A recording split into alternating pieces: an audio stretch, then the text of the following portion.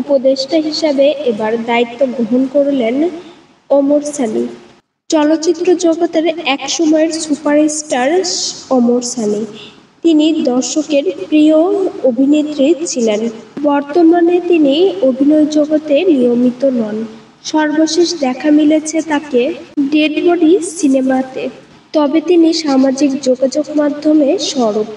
নিজেকে ব্যস্ত রাখতে ব্যবসা করেন তিনি। ব্যবসাই তার বর্তমান পেশা। তবে এবার তিনি নতুন যাত্রা শুরু করলেন। তিনি জানান, গোল্ড স্যান্ডস গ্রুপে অ্যাডভাইজার হিসেবে যুক্ত হয়েছি। গুলশান অফিসে নিয়মিত বসছি। আশা করছি ভালো কিছু হবে। চলচ্চিত্র অভিনয় জগৎ থেকে নিজেকে কিছুটা দূরে রাখলেও সরব থাকেন সামাজিক যোগাযোগ মাধ্যমে এবং জনকল্যাণমূলক কাজে। তার এই নতুন যাত্রা দর্শকের মাঝে কৌতূহলের সৃষ্টি হয়েছে।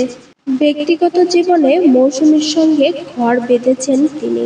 চলচ্চিত্র জগতে তার অভিষেক ঘটে 1992 সালে।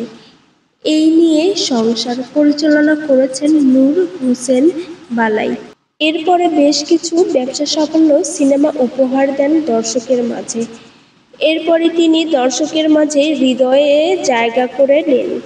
তবে উপদেষ্টা হয়েছেন এমনটা গুঞ্জন শোনা যায় সোশ্যাল মিডিয়াতে। বিনোদন জগতের আপডেট পেতে অবশ্যই ইউটিউব চ্যানেলটি সাবস্ক্রাইব করুন ও ফেসবুক পেজটি ফলো দিয়ে পাশেই থাকুন। ভিডিওটি ভালো লাগলে লাইক, কমেন্ট, শেয়ার করতে ভুলবেন না প্রিয় ভিউয়ার্স।